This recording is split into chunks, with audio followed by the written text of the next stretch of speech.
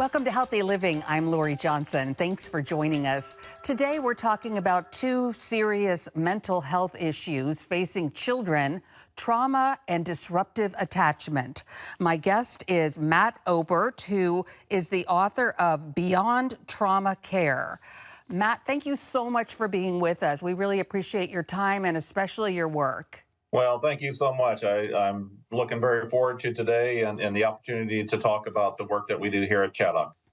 Well, you did mention Chaddock. You are the CEO of Chaddock, which is an organization that has been helping troubled children and their families for an astounding 175 years. And this book is really based on the programs and the policies that you have instituted at Chaddock that have worked so well. Can you describe Chaddock, first of all?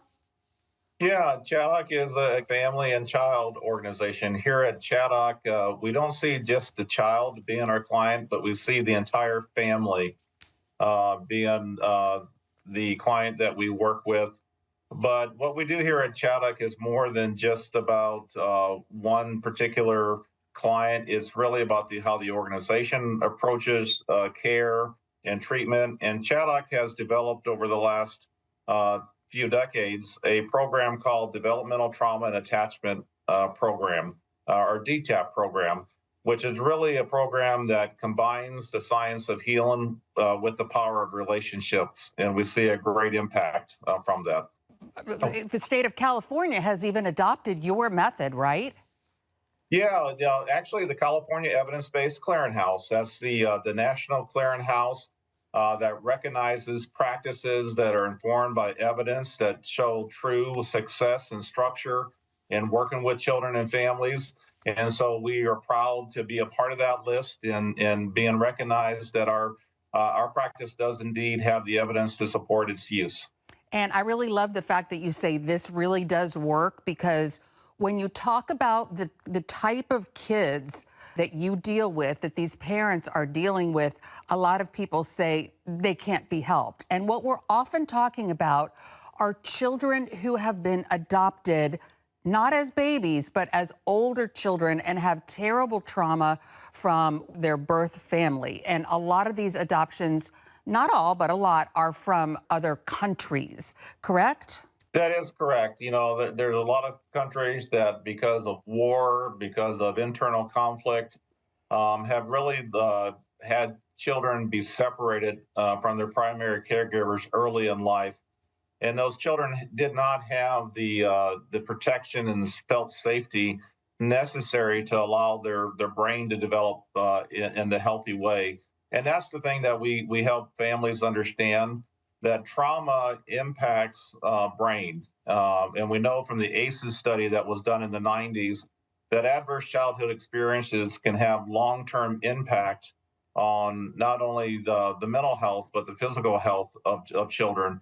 And so we know that trauma really, and that lack of healthy attachment early on, really impacts how the brain itself develops. And that's where our program comes in, is to help families understand that and then guide that rewiring of the brain with the child.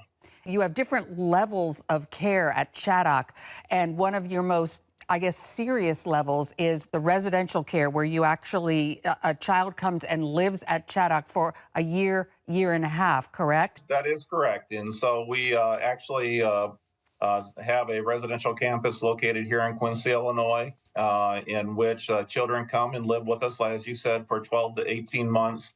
And during that time, we really engage the family, the adult caregivers in our treatment program.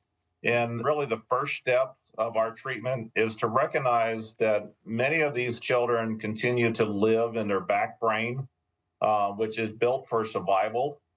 And that because of that, the brain has not allowed them to move upward into that midbrain, which we call the area of emotions, where connections really take place.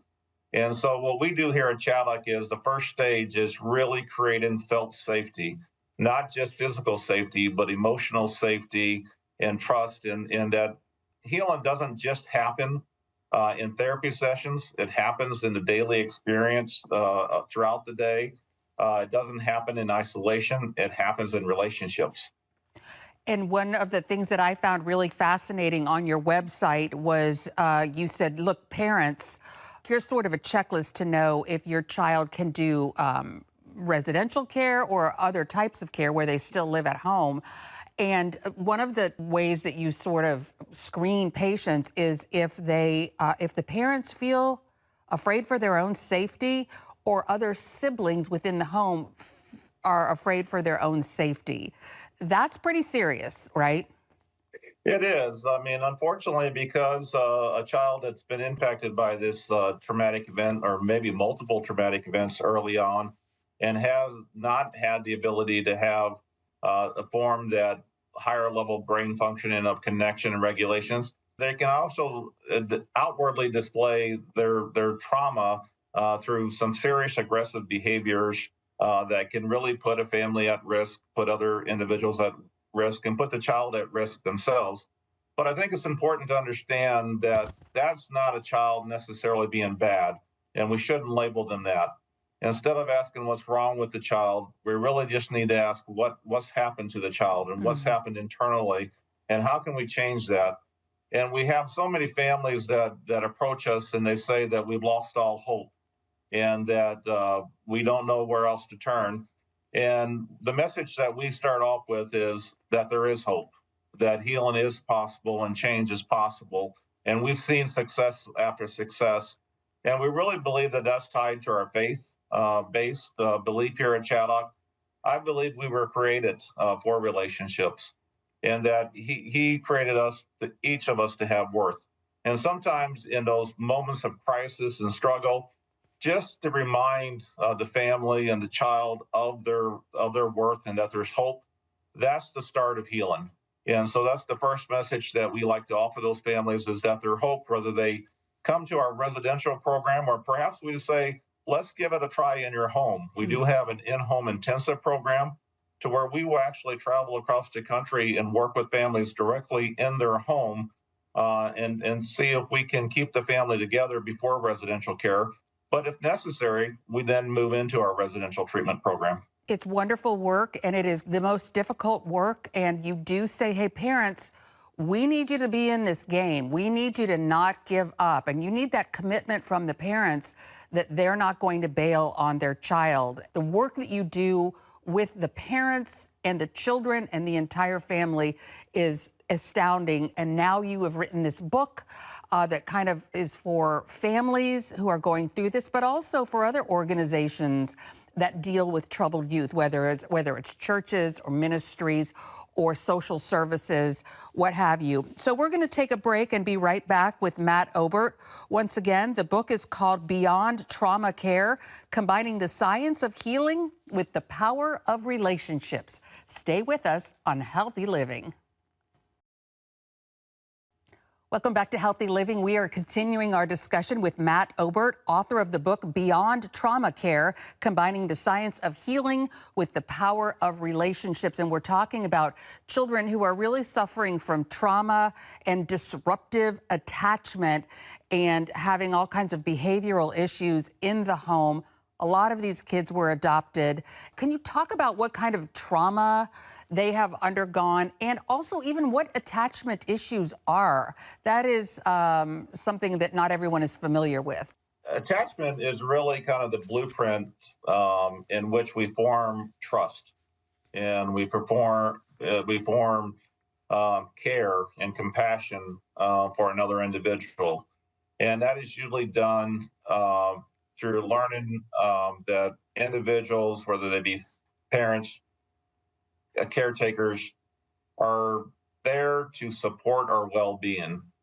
Unfortunately, what happens in many of the children that we see is that trauma events have disrupted those opportunities to form those safe, healthy relationships. And that trauma sometimes is done at the hand of the parent themselves through physical abuse or other types of neglect. Sometimes those traumatic events happen outside the family's control. Kids that are raised in areas where war has happened or total disruption within the community has happened. And that begins to teach a child that the adults around them are unsafe and that they have to learn to survive on their own. And so they begin to live what we call in the back brain of always being hyper vigilant, always being anxious, always being on guard. And so what we call often bad behavior is really their means and adaptive behavior for survival. And so, what we recognize is that we have to go back with those children and help create that sense of safety, reestablish that adults can be healthy. And so, our work involves changing the adult's approach with their child as much as it does changing the child. The primary goal is allowing this child to develop trust for their parents. Can think of a young man that came here that just was very physically aggressive, name calling, acting out, tearing up his bedroom. And one of our staff members walked in and he said, leave me alone, get out. And the staff member said, no, I'm here for you. And he said, I want you to get out. And the staff said, I will wait. And the staff sat down in the hallway and waited and waited. And I'd say at least an hour, maybe 2 hours went by. And suddenly the door cracked open. The young man looked out, saw the staff member still there, and said, you stayed. And that there was perhaps the breakthrough moment that we were looking for, to understand for maybe the first time that the child understood that we really are here for their well-being and their protection.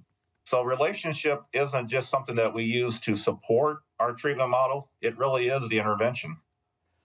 And so you talked briefly just a moment ago about the treatment that people can have within their own homes. Can you elaborate on that a little bit? So the home care model. Yeah, the in-home intensive program is what you're referring to there, Lori. Is what we have is we actually have a program that we will send our trained professionals to individuals' homes across the country and do some very intense work. In fact, we sometimes think in the 4 days that we spend with the family that we do as much work as we can sometimes accomplish in 6 months here at our residential program. We send a trained licensed clinician along with a family coach to the home, and we will spend 4 days with that family, up to 8 to 12 hours a day, or as long as we need to be in those very 4 intensive days, living through the real life experiences that those families are going through. Now, with that said, we do some pre-work before we do the home visit. We do an adult attachment interview to help understand the parents' attachment patterns and how they currently relate to their children. And we do some assessment work beforehand. But then we go and do these 4 very intense days along with a package of follow-up care afterwards. And we've had close to 80% success of being able to maintain the child at home instead of referring to residential. And so we should probably point out that we're not talking about just adoptive children, right? Who are the clients that might be served by your model? Yeah, we really focus on children from birth all the way through 21 years old.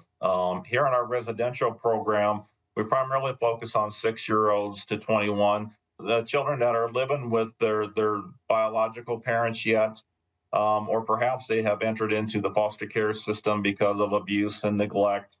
But any child that has really experienced that early assessment or that broken attachment early in life as a result of trauma is eligible for our services.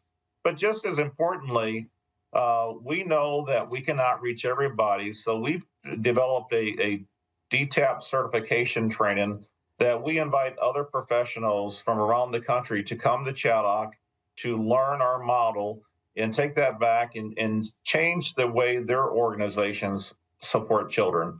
That we think the way that we can extend our mission is to help others do what we have learned to be successful here. Absolutely. All right, we're going to take another break and be right back with Matt Obert. The book is called Beyond Trauma Care, combining the science of healing with the power of relationships. Stay tuned. Welcome back to Healthy Living. We are talking about how to help children who are struggling with trauma and disruptive attachment from early in life. My guest is Matt Obert, author of the book Beyond Trauma Care. So you base the book off of the success that you've had at Chaddock. Who is this book for? Who can benefit from this? Yeah, that's a great question. Really, this book was intended for educators, for other nonprofit organizations like Chaddock, the leadership there, but it can also be used by caretakers and parents.